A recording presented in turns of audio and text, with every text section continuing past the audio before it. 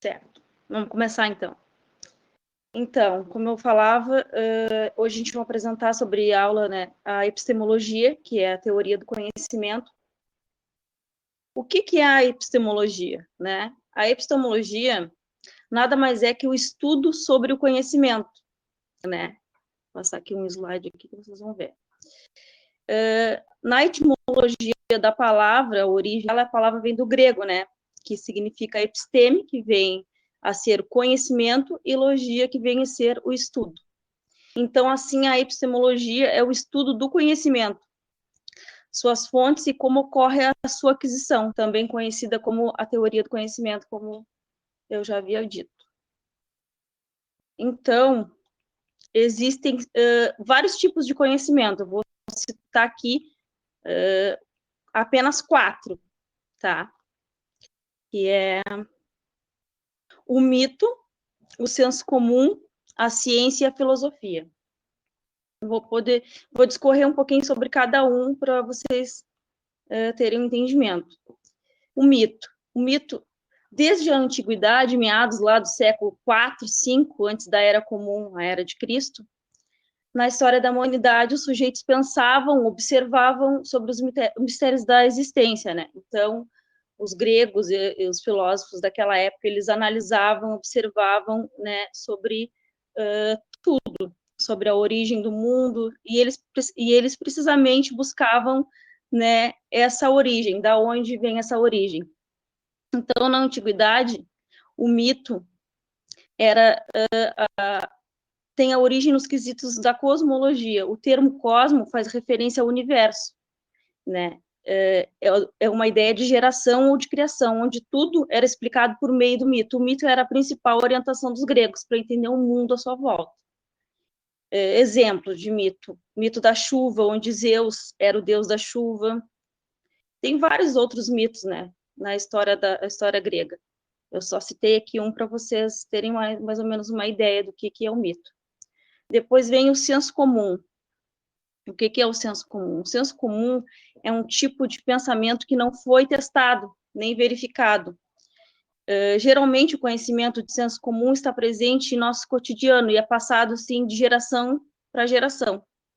Por exemplo, eu ouvia da minha avó que a mulher não podia lavar a cabeça após dar à luz, né? Acontecia isso. Eles diziam que, não sei porquê, mas que depois que a mulher desse à luz, passava-se aquele tempo, a mulher não podia lavar a cabeça. Outra coisa também que era bem dita é que a mulher, estando menstruada, não podia também molhar a cabeça. Isso era um senso comum na época, acho que até hoje, eu ainda vejo pessoas falando aqui na minha cidade isso. Então, isso aí é o senso comum. Outra coisa também um exemplo também, é a pessoa não podia tomar banho quente e sair imediatamente para a rua. Isso aí também era um exemplo de senso comum. Vamos ver aqui. Podemos afirmar que esse tipo de conhecimento, então, é categoricamente popular e culturalmente aceito, mas não garante a sua validade ou invalidade, né? O senso comum pode ser obtido a partir de um movimento de repetição cultural. É isso que eu digo, assim, de geração para geração vai se passando esses conhecimentos. Podem estar corretos ou não, né? Não se tem provas científicas sobre isso. Não é possível confiar nesse tipo de conhecimento como se confia na ciência, né? Mas também não podemos invalidá-lo de imediato, pois o fato de não se estabelecer métodos e testes comprobatórios não significa necessariamente que o tipo de conhecimento popular está errado. O senso comum é movido geralmente pela opinião. Podemos elencar estudos filosóficos sobre o senso comum desde a Grécia Antiga. A filosofia surgiu como uma maneira de contrapor esse tipo de conhecimento popular e não rigoroso. Aí depois a gente tem a ciência. A ciência, o conhecimento científico, é um produto resultante da investigação científica. Surge não apenas da necessidade de encontrar soluções para problemas de ordem prática, mas explicações que possam ser testadas e criticadas através de provas, né, empíricas da discussão.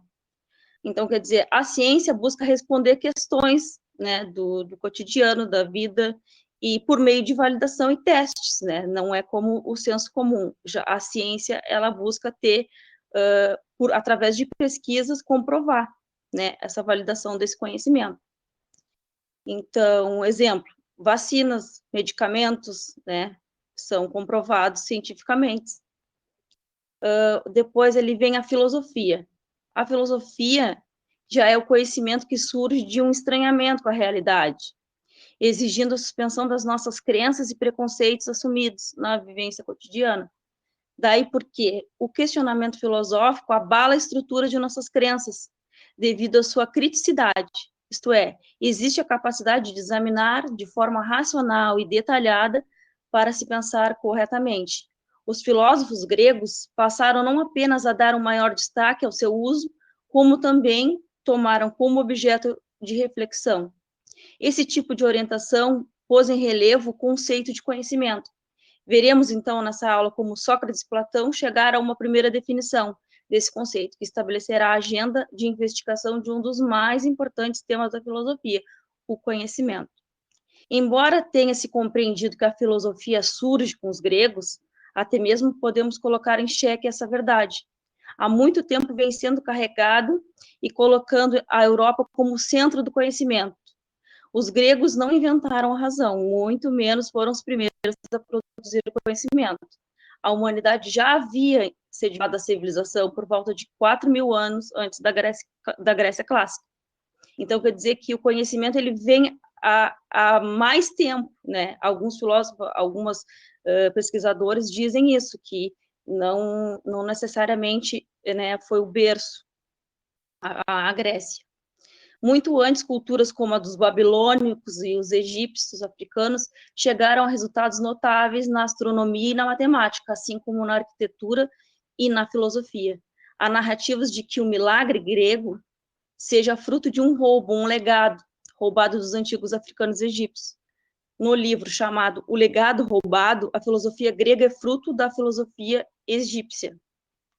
O autor George James experimenta questionar o nascimento, surgimento grego do conhecimento filosófico, trazendo uma série de situações que comprovam que os antigos gregos foram ensinados pelos antigos povos africanos, né? Então, aí é mais uma a nível de conhecimento para vocês, a gente trouxe essa. Deixa eu continuar aqui. Há pesquisas acadêmicas realizadas por sujeitos africanos que comprovam, né, que o conhecimento dos filósofos gregos deve-se às escolas da vida, como eram chamadas os centros de estudos no antigo Kemet, original no Egito. Nos métodos de conhecimento dos gregos clássicos, Sócrates, Platão e Aristóteles, pode-se observar que há diferenças nas suas narrativas sobre o que é conhecimento e como pode se conhecer, mas todas elas são fruto dos mistérios egípcios. Então, aí é mais uma ideia para vocês verem que a filosofia ela também tem raízes, né, em outras áreas. Mas aí mais para frente agora o colega depois vai falar sobre o Sócrates e o Platão, Aristóteles. Agora eu vou falar sobre os pré-socráticos. Os pré-socráticos, então, deixa eu passar o slide aqui.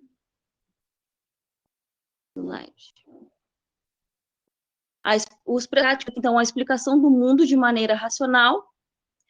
Do século IV a.C., começa com Tales de Mileto, o pioneiro.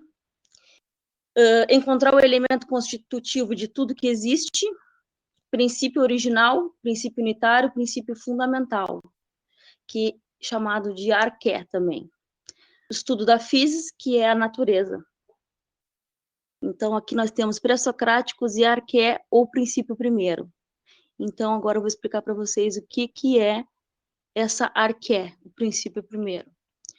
Falamos dos primeiros filósofos, os pré-socráticos, são os que antecederam o pensamento de Sócrates. Né? Os pré-socráticos podem pensar assim, nossa, veio antes de Sócrates. Não, pode ter vindo também um pouco depois, só que o que difere eles é que eles antecedem o pensamento de Sócrates, né? Então, não necessariamente vieram antes dele. Alguns vieram, mas nem todos. Eles possuem uma característica em comum, que é o quê? O pensamento cosmológico. Eles usam a razão e a lógica para explicar a origem de tudo, do mundo e do universo. Tá? Então, eles usam... Aí é onde vem uma quebra do mito, né? A era cosmológica, ela vem quebrando a era cosmogônica, que é a era do mito. Então, ela quebra isso e vem com a razão e a lógica explicar, né, o conhecimento. Porque antigamente, o que acontecia? Os povos, eles explicavam tudo através do mito, né? Através de deuses, através de fábulas, de contos, né? Então, aí ele vem com esse pensamento cosmológico, os pré-socráticos, para quebrar essa ruptura aí com o mito, tá? O primeiro deles, que é o pioneiro, é o Tales de Mileto. O Tales de Mileto, fundador da escola jônica, nasceu em Mileto, na região da Jônia, considerado por Aristóteles o primeiro filósofo. Entende? Ele é Tales de Mileto porque ele nasceu em Mileto, não é porque é o sobrenome dele, tá? É porque ele nasceu em Mileto, uma cidade lá da antiga Jônia, onde hoje eu não sei onde é hoje, deixa eu ver aqui, hoje é a Turquia. Hoje é a Turquia, onde era Mileto. Mileto, filósofo matemático, ele era matemático. Você pode questionar, por que além de filósofo matemático? Porque na antiguidade, os povos, eles, as áreas de conhecimento, elas eram todas unificadas, não tinha separação, não tinha matemática, física, biologia, química, era tudo junto, tá? Então, além de filósofo, Tales era matemático. Na época dos pré-socráticos, saberes eram unificados. Outra coisa é a referência ao nome, tá? Isso eu já disse, né? O nome de Mileto é porque ele é de Mileto. Vamos ver aqui adiante. Uhum. É legal, então, vocês pensassem que Tales ele foi o primeiro filósofo, né? Ele deu origem a essa disciplina milenar que é a filosofia. Porque, então, ele é o primeiro. O que Tales fez? Quando você observa os fenômenos naturais ao seu redor, quando você observa o mundo ao seu redor, naturalmente quer saber de onde vêm as coisas, de onde veio tudo que está no nosso cotidiano. E esta busca por saber fez com que o homem, durante séculos, como não tinha respostas científicas, ele criasse respostas. O homem criava respostas para as questões que estavam no mundo ao seu redor.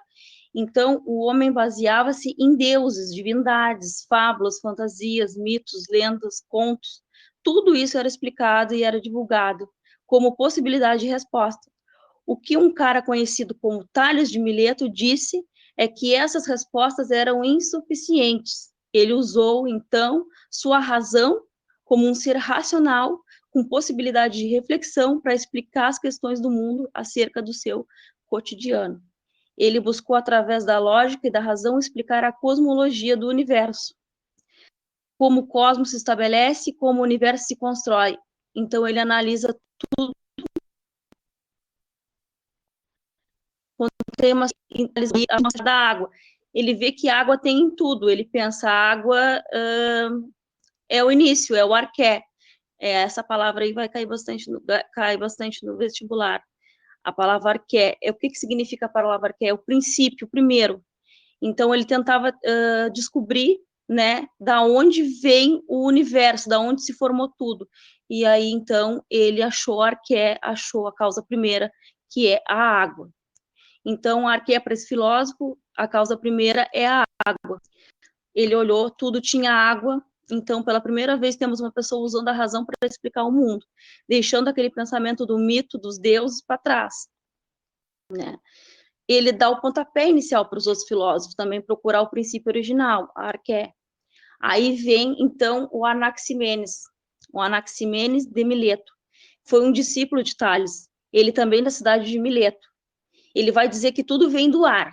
Segundo ele, o ar está em tudo, pode-se sentir o ar, assoprar, respirar, ventar, o ar está presente em tudo, a todo lugar. O ar é um processo, o ar em processo de rarefação e condensação, transforma em tudo que existe, inclusive em água, né?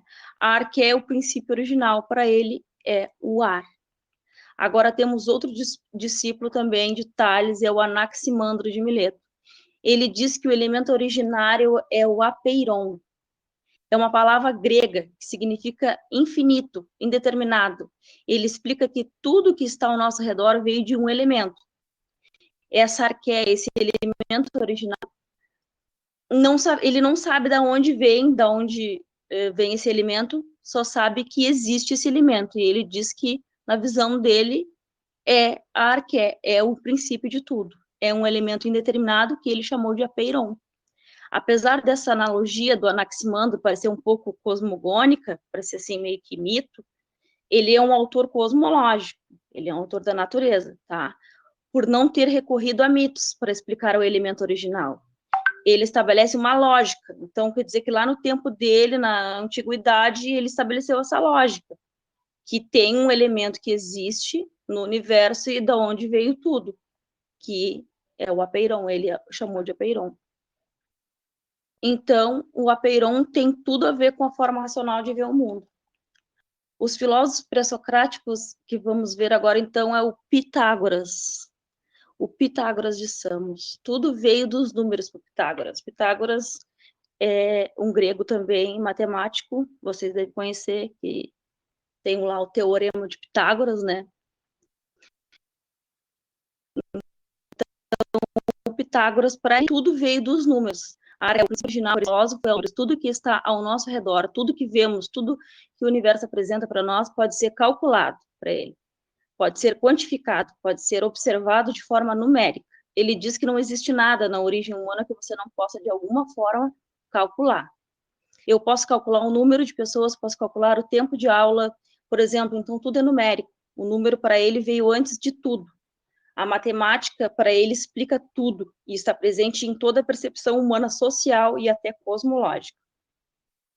Depois temos um próximo, que é o Demócrito de Abdera. Esse filósofo fala que o princípio de tudo é o átomo.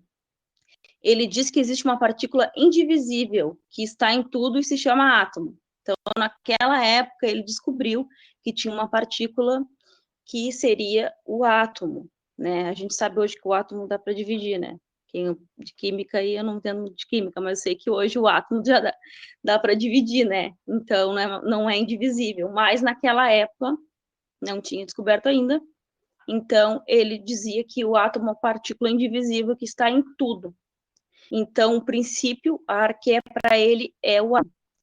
Depois desses filósofos aqui, que são os cosmológicos, a gente tem os filósofos ontológicos. O que são os filósofos ontológicos? São os que tratam do ser nas suas teorias, tá? Temos dois principais, temos mais, mas vamos falar dos dois principais, que é o Heráclito e o Parmênides. O Heráclito de Éfeso, não é Éfeso, perdão, é Éfeso. O Heráclito acreditava que todos os seres tendem à mudança, e o próprio ser, enquanto universo, estava sempre em mutação. Para ele, o universo era feito de contrários. O dia se torna noite, o frio se torna quente, o sólido tende a se desmanchar, tornar-se líquido. Tá? Para ele é isso. Esse processo, que explica a origem de tudo, ele buscou o princípio de que tudo seria um. Ele tem uma frase que diz: tudo flui, tudo muda. Ele falava que a gente não pode banhar-se duas vezes no mesmo rio, pois o rio flui e muda. Então, para ele, o princípio era isso, era essa mudança. A única coisa que não muda é o fluir da mudança. O que podemos identificar como universal é a própria mudança, que ele chama de devir. Heráclito recebeu o nome de filósofo do fogo, porque ele defendia a ideia de que o agitador é o fogo. Ele purifica e faz parte do espírito dos homens. Esses conceitos inspiraram os primeiros cientistas que foram, na prática, a união do material e do imaterial por meio do fogo, os famosos alquimistas. Tá? Então, para o Heráclito é isso. Para o Parmênides não formulou uma teoria cosmológica que nem os outros do princípio da arqué. O Parmênides, para o filósofo, havia uma espécie de organização racional no universo, que era infinita, indivisível, imutável e imóvel. Então, ele ia contra a ideia era infinito, indivisível, imóvel, não era fluídico, não mudava, não tinha mudança. Para Parmênides, ele era dotado de existência somente aquilo que existe infinitamente de maneira imóvel, ou seja, somente por meio das essências. A essência é o que aponta o ser existente em algo, tá? É isso que o Parmênides fala. Érica, queria só te interromper, desculpa. Já tá Se tu puder só te encaminhar para finalizar, que já deu os 20 minutinhos ali, não sei se tu vai perceber. Mas pode só finalizar daí, se puder, para não influenciar a gente. Eu vou finalizar aqui com eles agora, só uma questãozinha do Enem, que eu separei aqui. Deixa eu ver aqui. Pitágoras, eu já falei aqui do Enem. Então, tem uma questãozinha do Enem. A filosofia grega parece começar com uma ideia absurda, com a proposição: a água é a origem e a matriz de todas as coisas. Será mesmo necessário deter-nos nela e levá-la a sério? Sim, e por 3 razões. Em primeiro lugar, porque essa proposição enuncia algo sobre a origem das coisas. Em segundo lugar, porque o faz sem imagem e fabulação. E, enfim, em terceiro lugar, porque nela, embora apenas em estado de crisálida, está contido o pensamento. Tudo é um. O que, de acordo com Nietzsche, caracteriza o surgimento da filosofia entre os gregos? Aí depois eu tenho a resposta aqui. Vou ler aqui para vocês. A letra A, justificativas. Não. O impulso para transformar, mediante justificativas, os elementos sensíveis em verdades racionais. O desejo de explicar usando metáforas a origem dos seres e das coisas. A necessidade de buscar de forma racional a causa primeira das coisas existentes. A ambição de expor de maneira metódica a diferença entre as coisas, de justificar o destino real. A resposta seria a letra C. Tá?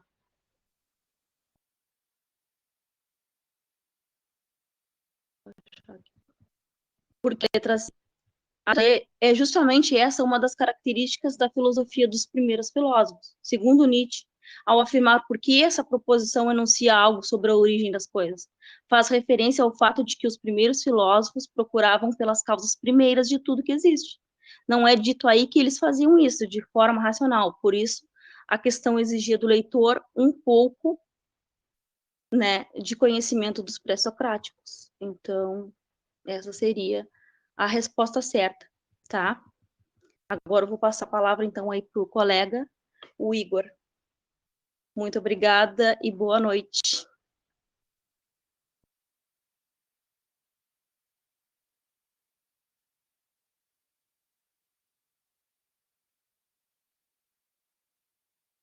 Beleza, vamos lá, então. Vocês estão conseguindo compreender até aqui? Alguma coisa ficou perdida? Vocês podem ficar aqui de papo, tá? Enquanto isso, eu vou colocando.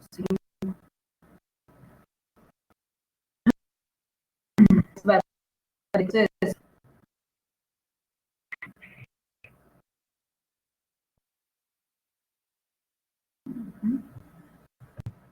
Tá. Eu acho que está um pouco travado.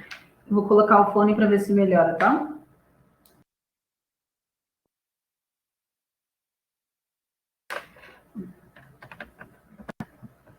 Pronto. Melhora agora o áudio? Só vou coisinha rapidinho. Se tiver alguma dúvida, pessoal, pode colocar ali nos comentários que eu vou respondendo, tá? Isso. Tá. Durante a aula, eu vou parar para voltar aqui para ver se tem alguma coisa no bate-papo. Bom, vamos começar. Deixa eu ver se aparece tudo para vocês. Tá para a inteira, né? Bom, então a gente está percorrendo pelo pensamento filosófico da antiguidade, né? O colega já apresentou o conceito de epistemologia, né? Onde ela falou que é um conceito que deriva do grego, né, que a gente pode entender como teoria do conhecimento, isso aqui a gente já compreendeu. Ela falou por cima, né, ela fez um breve resumo, assim, do período cosmológico, que o período cosmológico, onde os pré-socráticos vão se debruçar a buscar o arqué, né, onde a colega explicou que é o princípio de todas as coisas, e que cada pré-socrático vai definir o que é o princípio de todas as coisas. E hoje a gente vai se debruçar em específico sobre o período humanista, ou o período antropológico, que é o período de Sócrates e dos sofistas, e também do pensamento de Platão e Aristóteles. Parece ser muita coisa, mas vocês vão compreender que é bem prático, assim, e a gente vai fazer algumas atividades no final dessa aula, tá?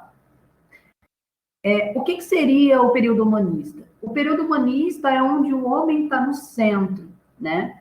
Lá no período cosmológico, é o período naturalista, onde eles estão preocupados com questões da natureza, né? Cosmo, natureza, universo, e humanista, de humano, né?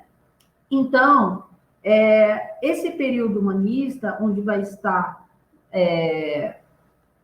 no centro o pensamento de Sócrates e dos sofistas, o homem vai estar no centro, ou seja, vai descobrir elementos filosóficos sobre ética, sobre moral, sobre política, enfim. Aqui eu trouxe alguns sofistas, só para vocês conhecerem, né, alguns nomes, por exemplo, Protágoras, Gorgias, Pródico, enfim, todos esses. É importante a gente compreender algumas teorias desses sofistas, e aqui eu só vou trazer brevemente uma passagem do Protágoras, onde ele vai falar sobre o relativismo do pensamento, né, o relativismo epistemológico. O que seria esse relativismo? Esse relativismo, ele está naquela famosa frase do Protágoras, né? O homem é a medida de todas as coisas. O que Protágoras, que é um sofista, o que ele quis dizer com isso? Protágoras quis dizer que a verdade está para mim porque ela existe para mim. E se não existe para o outro, aquilo não é verdadeiro para o outro, mas para mim é. Então, aquela verdade vai ser de acordo com cada sujeito. O que os filósofos da antiguidade diziam, né, sobre os sofistas? Aristóteles, ele dizia que os sofistas eram defensores de um saber aparente, né, de um saber que não é real. Já o Platão, ele vai ser mais cruel, na verdade, né? Ele vai taxar como comerciantes do saber, porque eles cobravam pelas lições que eles faziam. E Platão, como ele é discípulo de Sócrates, ele vai argumentar sobre essa prática que os sofistas faziam, né, sobre comerciar um saber filosófico. E daí a gente pode até se perguntar, né, se hoje o que a gente faz dentro da escola, né, ou dos meios onde a gente percebe que há um conhecimento filosófico e há um salário atravessado ali. Mas, enfim, é só uma provocação. Aí a gente passa para o pensamento de Sócrates. Como a gente sabe, o Sócrates não escreveu nada. Ali no PowerPoint que vocês estão vendo, tem a data de nascimento e a data de morte dele. E que isso é um consenso por historiadores da história da filosofia, claro. Mas Sócrates escreveu cartas quando ele estava na prisão, né? E essa imagem é o período onde ele está na prisão, que ele vai beber a cícuta, né? Uma imagem bem representativa. A filosofia socrática, ela parte da necessidade de um indivíduo cuidar da sua alma. Daí a alusão à inscrição encontrada nos templos de Delfos, né? Conheça-te a ti mesmo. Em outras palavras, essa ideia é uma ideia de que tem como objetivo a elevação da alma. E essa alma só pode ser elevada pela virtude. E aí, eu queria perguntar para vocês, o que é virtude para vocês? Né? Como é que vocês compreendem a virtude? Vocês podem colocar aqui no bate-papo, e aí a gente vai percorrendo pelo pensamento filosófico. Ou por que eu estou perguntando, né, enquanto vocês vão escrevendo aqui no bate-papo, por que eu estou perguntando o que é a virtude para vocês? Porque Sócrates, ele vai, como a gente viu ali, né, a virtude é o que vai me elevar à imortalidade da alma. E a virtude, por exemplo, para mim, por muito tempo, eu vi a virtude como um hábito. Só que aí, agora a gente vai fazer o exercício de correlacionar o nosso conceito de virtude com o conceito que Sócrates traz. Para Sócrates, a virtude é o conhecimento. A virtude é conhecer. E aí eu trouxe um fragmento de um livro do professor Robbins, que é um professor da Universidade Federal de Pelotas, que ele diz o seguinte: logo, a virtude é identificada com conhecimento, ciência, sabedoria, ou seja, epistemologia, né? O que nos traz o denominado intelectualismo socrático, que entende cada uma das virtudes como formas de conhecimento. Essas formas de conhecimento, que está dizendo aqui, é basicamente outros conceitos de virtude. Por exemplo, coragem, temperança, justiça, né? Então, são outras formas de conhecimento que levam o indivíduo a entender de que modo devem agir nas diferentes circunstâncias. Não, aí não é qualquer conhecimento, mas um conhecimento enraizado na alma, ou seja, que faz da alma o que ela é. Então, só podemos saber que tipo de ações são virtuosas, né, justas ou moderadas, por exemplo, se pudermos conhecer definitivamente, racionalmente, o que cada uma das virtudes é, conhecê-las. Então, esse conceito de conhecimento é o que liga todas as virtudes, por isso que virtude é conhecimento. No diálogo platônico, eles vão ficar naquele jogo dialético de virtude, o homem tem uma virtude, a mulher tem uma virtude, o escravo tem uma virtude, mas, na verdade, a virtude ela é o conhecimento que leva à elevação da alma. E aí eu queria saber o que vocês acham que Sócrates responderia nessa questão. Se as virtudes são formas de conhecimento, podemos inferir, ou no caso, confirmar, né, ou dizer que elas são condições suficientes para que atinjamos a felicidade, e ali está entre parênteses eudaimonia, que é a felicidade para Aristóteles, e a colega vai apresentar depois, o pensamento de Aristóteles. O que será que Sócrates responderia sobre esse questionamento acerca das virtudes serem formas de conhecimento? Eu acho que, na verdade, a minha fala anterior, eu acho que já acabou respondendo, né? E Sócrates vai responder que sim, né? Ela é suficiente para atingir a felicidade, pois vai atingir a imortalidade da alma e o corpo vai deixar, né? Quer dizer, a alma vai deixar o corpo para acessar o conhecimento verdadeiro. E o pensamento de Sócrates, ele tem um método. E é muito importante a gente compreender o método socrático, que se chama dialética, em 3 etapas. A primeira etapa é a ironia, né? Ou seja, o reconhecer que não sabe. Por isso, da frase, só sei que nada sei. O reconhecimento da ignorância, né? E a segunda etapa é a refutação, que a gente também pode entender como a contradição ou falta de argumento suficiente. Nos diálogos platônicos, a gente sempre vai encontrar o Sócrates mostrando a contradição do seu oponente, né? Por exemplo, lá na obra Mênon de Platão, ele vai conseguir mostrar a contradição sobre o conceito de virtude para o oponente dele. E depois dessa etapa de refutação, vem a terceira etapa, que é a mais conhecida pelo método socrático, que é a maiêutica.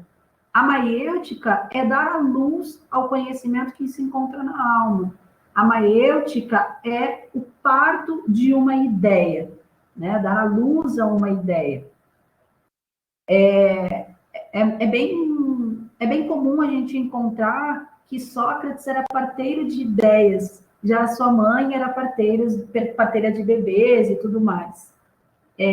Me incomoda um pouco isso, porque, né, como se a mãe dele não fosse uma parteira de ideias também, mas isso é uma crítica particular. né? E é muito importante a gente trazer esses tensionamentos para compreender o pensamento filosófico e, a partir disso, nós começarmos a compreendermos as complexidades da nossa existência. Aí a gente parte para o outro período, né, gente? O período das grandes sínteses que a gente viu lá. A gente estava no período humanista, onde estavam Sócrates, Platão, né? O Sócrates foi um demarcador para a mudança do pensamento cosmológico para o pensamento humanista ou antropológico, e agora a gente está no período de grandes sínteses. Por que é um período de grandes sínteses? Porque é onde há um conflito entre Platão e Aristóteles sobre o conhecimento. De onde vem o conhecimento? Da razão ou da experiência? Isso é uma pergunta bem comum acerca da teoria do conhecimento. Ali embaixo, né, tem a definição desse período, mas que a gente já, vocês provavelmente já têm lido e a gente já explicou. Platão. Aqui eu trouxe a principal ideia do Platão, do seu pensamento, a teoria das ideias, que é o mais comum, assim, mais conhecido, e que a gente pode abrir diversas discussões. E aí eu trouxe uma parte de um fragmento do livro do professor Hobbes também, que ele cita a obra de Platão, o Fedro, que Platão apresenta esse aspecto central da teoria das ideias, que é a famosa distinção entre os dois mundos. E quais são esses dois mundos? O mundo sensível e o mundo inteligível. O mundo sensível é criado pelo Demiurgo, que é a divindade de Platão, né? O deus platônico, digamos assim, o deus de Platão. Lá na mitologia, claro. E esse mundo sensível, ele está nos nossos sentidos, na nossa experiência, o mundo é o que a gente pode ver e tocar, né? O mundo das ideias, o mundo inteligível, que é o mundo das ideias perfeitas, é exatamente esse mundo original, que é algo que não está nesse mundo físico que a gente pode tocar, mas sim na nossa racionalidade. E aí eu pergunto, a gente se pergunta, né, como a gente pode acessar esse mundo das ideias? E aí vem a grande fachada da teoria das ideias, que a condição de possibilidade de conhecermos as ideias é a partir da imortalidade da alma, como a gente falou, né? Esse deixar o corpo para alcançar esse conhecimento verdadeiro, né? Então, eu trouxe alguns conceitos aqui muito importantes para a gente olhar, que inclusive está em negrito, né? Recordar. Esse conceito de recordar, ele é basicamente um conceito da teoria da imortalidade da alma de Platão, né? Porque o conhecimento é a reminiscência, conhecer é recordar. Então, essa teoria da reminiscência, ela dialoga com essa teoria das ideias.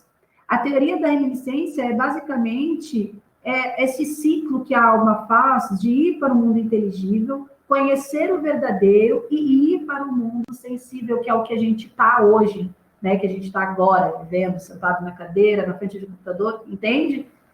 Então, tudo que conhecemos provém de um tempo em que a alma estava separada do corpo, onde ela estava lá, né, no Hades. Enfim. Então, aqui eu trouxe um resumo, assim, a gente passou bem rápido, porque eu quero fazer algumas questões com vocês. Esse resumo da aula é vocês prestar atenção no método socrático de 3 etapas, a ironia, a refutação e a maiêutica, né? A ironia, ali aquele período da afirmação do que não se sabe, a refutação é os questionamentos acerca do que está se definindo, e a maiêutica, que é dar à luz a uma ideia, né? A definição de um conceito, por exemplo. E o método platônico é a dialética também, mas a partir dos diálogos literários, tá? Conceitos importantes que vocês podem estar anotando do pensamento de Sócrates é exatamente essa ideia de virtude ser o conhecimento, de ironia está nessa frase da aceitação da sua ignorância, eu só sei que nada sei, a refutação como uma contradição e a maiêutica como dar à luz a uma ideia. O conceito do pensamento de Platão, que é importante a gente estar prestando atenção, é a teoria das ideias, que é a distinção dos dois mundos, o mundo sensível, que é irreal, é uma cópia do mundo inteligível, e o mundo inteligível, que é o real, né, onde estão as ideias perfeitas, onde está tudo que é verdadeiro. E aí eu trouxe dois conceitos importantes também para a filosofia, que é a doxa e a episteme. A episteme a gente já conhece, né, que é a ciência, mas a doxa é a opinião sem fundamento, né? Por exemplo, eu dizer que, sei lá, todas as mulheres são irracionais. Isso é uma opinião e não tem nem fundamento, né? Ou todos os negros são agressivos, né? Então, é uma opinião sem fundamento. E aí é o que a gente vai chamar de preconceito, racismo, feminicídio, enfim. Essa questão, a questão 20, eu trouxe para a gente resolver ela junto. Tá, deu o meu tempo? Ou não? Não. Pode fazer a questão. Tá, mas se já deu, eu só vou fazer uma. Eu trouxe 3. Certo. Mas daí pode fazer essa daí, acho que daí já deu. Tá. Beleza. Deixa eu ver, então vou fazer essa daqui tá fácil. Vamos para essa daqui, ó. Essa questão 50, tá? A questão 50. É uma questão retirada do Enem, já para a gente conseguir compreender quais questões que a gente vai se debruçar lá na hora da prova, tá? A questão 50, ela diz assim: uma conversação da tal natureza transforma o ouvinte. O contato de Sócrates paralisa e embaraça. Leva a refletir sobre si mesmo, a imprimir a atenção, uma direção em comum. Os temperamentais, como Alcibíades, sabem que encontrarão junto dele todo o bem de que são capazes, mas fogem porque receiam essa influência poderosa que os leva a se censurarem. É sobretudo a esses jovens, como quase crianças, que ele tenta imprimir sua orientação. O texto evidencia características do modo de vida socrático que se baseia na... E aí eu deixo vocês responderem e no final da aula eu coloco no bate-papo a resposta correta.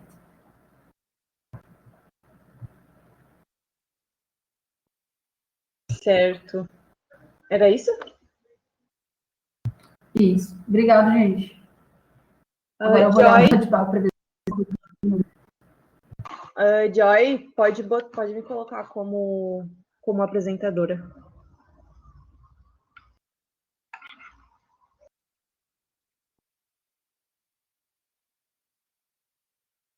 Ah, tem uma questão ali, Igor, que eu não soube responder. Não, tem um que eu tô pelo celular e é para dar para o outro. Isso aí.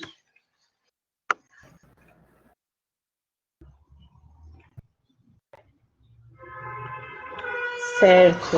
Então vamos lá, galera. Bom, então eu vou falar de Aristóteles. Ai, esse cara aí, muito importante. Nasceu ali em Estagira, na Grécia, 384 a.C., e morreu em Calcis, 322 a.C., ambos na Grécia.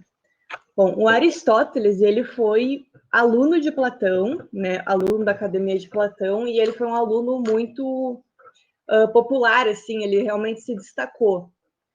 E as contribuições desse cara, a gente pode ver, assim, que são em diversas áreas, né, na física, na política, na economia, na psicologia, na metafísica, na biologia.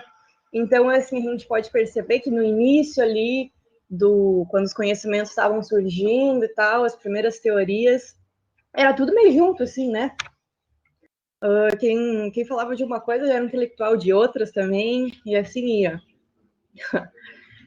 E ele também foi instrutor do Alexandre o Grande, que eu sei que vocês viram na aula de história, então eu não vou me ater muito.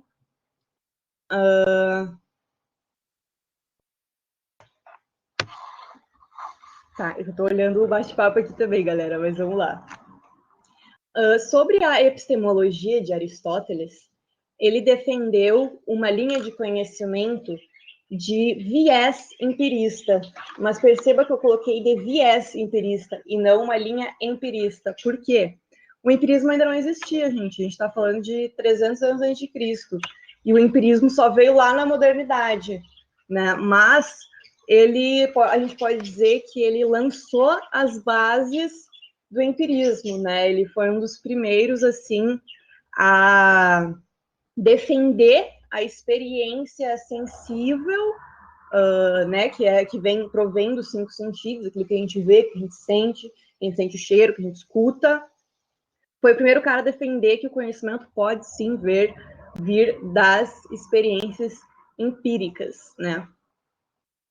Ele também sistematizou e criticou as teorias que o antecedem dos pré-socráticos, né? Como a Érica já nos explicou. E ele também propôs e fundou a lógica aristotélica. Muito importante. Aí meu slide tinha ficado mais bonitinho quando eu fiz no PowerPoint. Mas vamos lá. Sobre a crítica que ele vai fazer sobre Platão, né, gente? Vocês já ouviram falar que quando o professor é bom, o aluno ele fica melhor, assim, vamos dizer, que o professor, ele vai além do professor. É basicamente isso, tá? Aristóteles, ele vai criticar o professor dele, as teorias do Platão, né? Porque ali, para Aristóteles, a teoria platônica destrói as coisas que são realmente importantes. E o que é importante para Aristóteles? A experiência sensível, né? Justamente isso que a gente sente, isso que a gente vê, que a gente come. Essa experiência sensível, que pro Platão não era um meio de conhecer as coisas, a verdade, o Aristóteles ele vai dizer que sim, que essa via ela é sim muito importante, né? E daí as críticas do Aristóteles vão ser nessa ideia que ele vai pensar assim, tá, mas do que me importa o mundo das ideias, né? Se as formas, né, que são as ideias que estão ali no mundo inteligível, que é um mundo superior que nem todo mundo consegue alcançar, por que importa a gente saber dele, entendeu? Se esse mundo inteligível não vai nos influenciar em nada aqui, as formas só ficam lá quieta. Aristóteles vai dizer, tá aí, o que me importa isso aí? Né? Ele quer saber da experiência sensível, ele não quer saber do que está no mundo das ideias, né? Aí o Platão, ele coloca o verdadeiro conhecimento nessa outra realidade, né? Onde as ideias, para o Platão, existem por si só, né? Como o Igor explicou para a gente. Aí Aristóteles vai falar assim, como assim as ideias podem existir separadamente, independente nesse mundo das ideias, já que tudo que existe na nossa realidade só existe porque participa no mundo das ideias. Entenderam? Aristóteles está basicamente falando assim, cara, como assim está me dizendo que esse mundo das ideias, esse mundo inteligível, que é perfeito, que é imutável, ele vai existir de forma independente, sendo que o que tem nele, as coisas que tem aqui, claro, são as formas ideais do que tem aqui. Mas, assim, para o Aristóteles, tipo, né? Isso não faz sentido para ele. A visão de conhecimento, para o Aristóteles, é um conhecimento mundano. Por quê? Porque é desse mundo aqui, desse mundo que a gente está. A gente vai extrair desse mundo que a gente está o conhecimento. E não de um mundo que nem todo mundo tem acesso, um mundo que é perfeito, que é uma outra realidade. Certo? Bom, Aristóteles também vai fazer um trabalho muito importante. Gente, vocês estão compreendendo? Aristóteles vai fazer também um trabalho que vai ser muito importante, que é o que? A sistematização e uma crítica às teorias pré-socráticas, né? Basicamente, ele vai sistematizar todo o conhecimento que veio antes dele, ele vai documentar aquilo, né? E ele vai criticar, querido. Aristóteles gosta de uma crítica, né? E como a Érica tinha comentado para a gente, os pré-socráticos, eles buscavam muito explicar o mundo, né, através de elementos físicos, que é arqué. Ou seja, tanto que eu coloquei ali, né? Eles vão tentar buscar através da terra, do ar, do fogo, da água. Vamos dizer que isso aí é um princípio gerador, vamos dizer assim, um princípio onde está em tudo, né? E de tudo vem disso. Eu coloquei ele que vem antes, né? Mas é tudo meio junto, tá, galera? Mas também tem os que vêm antes, né? Pré-socráticos, antes de 400 a.C. Já o Aristóteles vai dizer que a causa material que eles colocaram como sendo a arqué, como a terra, o ar, o fogo, a água, ela é insuficiente para explicar a totalidade do mundo. O mundo é muito mais do que matéria, entende? Existem coisas no mundo que são ideias, que são conceitos, que é a beleza, que está além de terra, água, ar, fogo, sabe? De coisas que a gente... Coisas que são matéria, né? Não tem como, né? Aqui eu não consigo ver muito bem. Ali, pronto. Aí o Aristóteles também vai dizer assim, o ser se diz de várias maneiras. O que isso significa? Que existem várias formas de ser, né? Que ele se apresenta para a gente de diversas maneiras. E aí ele vai dar o conceito de substância, né? Mas o que é essa tal substância? Aristóteles vai dizer que a substância é o ser concreto, que existe por si só, certo?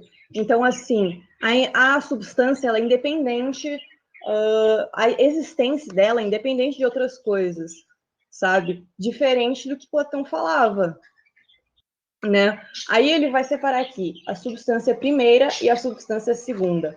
A substância primeira são os seres particulares, né? Então, por exemplo, aqui eu tenho uma garrafinha de água, mas daí depois tu vai sair, tu vai ver outras garrafinhas de água por aí, entende? Tu vai ver uma agenda, essa aqui é uma agenda particular, mas aí tu vai sair por aí, tu vai ver outras agendas, sabe? Nessa substância primeira são os particulares, os individuais, né? E é aqui que existe a essência das coisas. A essência é aquilo que faz, por exemplo, dessa garrafinha de água ser única, entende? E, claro, isso leva em consideração a função dela, o formato dela, a matéria dela, não só a matéria, né? Leva em consideração um monte de coisas. Aqui também, nessa substância primeira, vai ter os acidentes, que são, por exemplo, as coisas que não existem por si só, sabe? Um acidente, ele depende de um objeto para existir. Por exemplo, um acidente dessa garrafinha é que ela tem a tampinha azul, entende? São os detalhes dela, o formato dela, sabe? Existem outras garrafas que vão ter a tampinha vermelha, sabe? Só que isso não vai fazer com que ela seja outra coisa, isso não vai fazer com que mude a essência dela.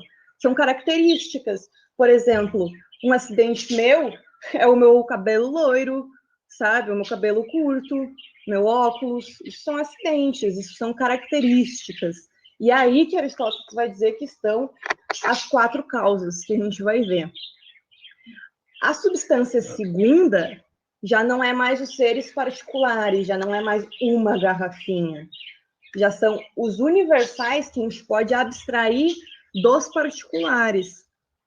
Entende? Ou seja, a gente precisa pensar, a gente precisa raciocinar, a gente precisa unir coisas que são semelhantes para conseguir extrair dos universais os particulares, certo? É algo mais racional, vamos dizer assim. Dar um exemplo para vocês da biologia.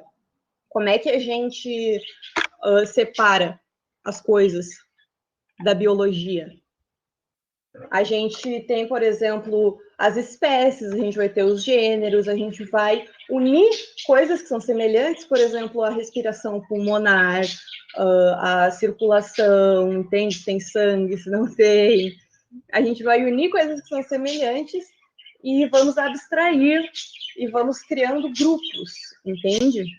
E aí Aristóteles vai dizer que são em razão das causas que todas as coisas se mostram conhecidas. Ou seja, para ele a gente pode muito bem conhecer as coisas que estão no mundo. A gente não precisa acessar uma realidade que às vezes está além da gente, como Platão vai dizer, do mundo inteligível. Né? Então, agora eu vou explicar quais que são essas 4 causas que o Aristóteles vai dar da substância para que a gente consiga compreender as substâncias. A primeira causa é a causa material, que é a matéria. Ou seja, eu dei aqui o exemplo de uma casa. A causa material de uma casa são os tijolos, são o cimento, madeira, entende? A segunda é a causa formal, que ela diz respeito à forma, à essência, né? Eu coloquei ali uma casinha, porque o que faz uma casa é o quê? Uma casa precisa ter porta, uma casa precisa ter uma janelinha, precisa ter telhado, porque senão não é casa, né? É o que faz dessa casa ser uma casa, tendo em vista a sua função e tudo mais, né? A causa eficiente é a causa originadora, ou seja, causa eficiente ou causa motriz, vocês podem encontrar nesses 2 nomes. É o responsável pela construção, pela criação dessa casa, que nesse caso são os pedreiros, é um conjunto, né, de pessoas que vão construir essa casa, que vão fazer todo um projeto, né, engenheiros, arquitetos, tudo mais. A causa final é a finalidade, né? É a função, é a razão dessa casa existir, que no caso vai abrigar as pessoas, vai abrigar uma família, né? Mas o Aristóteles vai dizer que a finalidade, aí é uma visão mais metafísica do Aristóteles, né, gente? Ele vai dizer que a finalidade de todas as coisas é o bem. Coisa bonitinha, né, gente? O bem. Que fofo. Aí Aristóteles vai dizer que há movimento constante. Assim como a Érica nos explicou do Heráclito, Aristóteles vai seguir uma linha parecida com a do Heráclito, que ele vai dizer que o mundo está em constante movimento. Só que nenhuma coisa vem a existir do nada. Por quê? Porque sempre existe um princípio gerador. Certo, pessoal? Nesse princípio gerador, a gente pode dizer que é algo tipo Deus, né? E daí vai influenciar, meu Deus, Aristóteles vai influenciar a Idade Média com o São Tomás de Aquino, depois vai influencia até hoje, né, gente? A moderna, contemporânea. Meu Deus, esse cara influencia boa parte do mundo. Podemos arriscar a dizer que ele é um dos caras mais importantes aí para o conhecimento humano.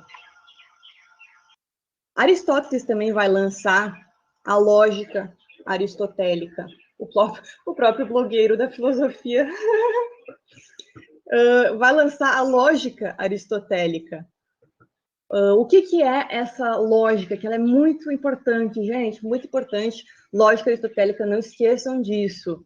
É uma estrutura lógica para produzir conhecimento. Aristóteles não está dando o conteúdo dos conhecimentos, ele está falando, é assim, nessa estrutura, que a gente consegue fazer deduções e conhecer as coisas, né? Então, essa lógica, ela é mediada. Por quê? Porque ela precisa de seres humanos, né, que usem da sua racionalidade para aí sim deduzir os conhecimentos, né? E ela é necessária, muito necessária, óbvio. Aí Aristóteles vai dar o conceito do silogismo categórico. É essa estrutura que ele vai dar para a gente. Como vocês podem ver ali, ele vai dar premissas, né? Geralmente 2, mas pode ter mais de 2 também. E essas premissas vão estar desencadeadas de forma lógica, certo? E que dê para a gente extrair uma conclusão. Ou seja, se eu pego e falo, todos os homens são mortais, Sócrates é um homem? Então, está escrito João ali, ai meu Deus. Então, Sócrates é mortal, certo? Por quê? a gente consegue perceber que existe uma ligação entre essa premissa, todos os homens são mortais, Sócrates é um homem, existe uma relação de causa que a gente pode concluir a partir de um método dedutivo que Sócrates também é mortal, porque ele é um homem e porque todo homem é mortal, certo? Bom, vou fazer uma questãozinha, então, só para a gente encerrar, já que já fechou meia hora, não, já que já fechou uma hora. Vou ler aqui, pessoal. Eu queria fazer uma enquete aqui. Não consegui. Bom, vai ser enquete. Pode-se viver sem ciência. Pode-se adotar crenças sem querer justificá-las racionalmente. Pode-se desprezar as evidências empíricas. No entanto, depois de Platão e Aristóteles, nenhum homem honesto pode ignorar que uma outra atitude intelectual foi experimentada, a de adotar crenças com base em razão e evidências e questionar tudo o mais a fim de descobrir o seu sentido último. Certo? Então vamos à questãozinha. Platão e Aristóteles marcaram profundamente a formação do pensamento ocidental, certo? No texto é ressaltado importante aspecto filosófico de ambos os autores, que, em linhas gerais, refere-se a... Vamos lá, pessoal, podem botar as respostas aí no chat que eu quero ver. Vou ler aqui com vocês, enquanto vocês vão respondendo. A adoção da experiência do senso comum como critério de verdade. Incapacidade de a razão confirmar o conhecimento resultante de evidências empíricas. Pretensão de a experiência legitimar por si mesma a verdade. Defesa de que a honestidade condiciona a possibilidade de se pensar a verdade, ou compreensão de que a verdade deve ser justificada racionalmente. Bom, vamos lá. A está dizendo que o critério da verdade é a experiência do senso comum. Mas, gente, em nenhum momento eles disseram que o critério seria o senso comum, né? A experiência do senso comum, não. Então, já podemos tirar ali a incapacidade de a razão confirmar o conhecimento resultante de evidências empíricas. Eles falam que a razão é incapaz de confirmar o conhecimento resultante de evidências empíricas? Não falam, né? O Aristóteles, justamente pelo contrário, o Aristóteles vai ser um grande defensor da experiência empírica, né? Então, ele não vai dizer, ele vai dizer que é a experiência que vai nos dar o conhecimento junto com a estrutura lógica e racional, né? A pretensão à experiência legítima por si mesma a verdade, pretensão de a experiência legitimar por si mesma a verdade.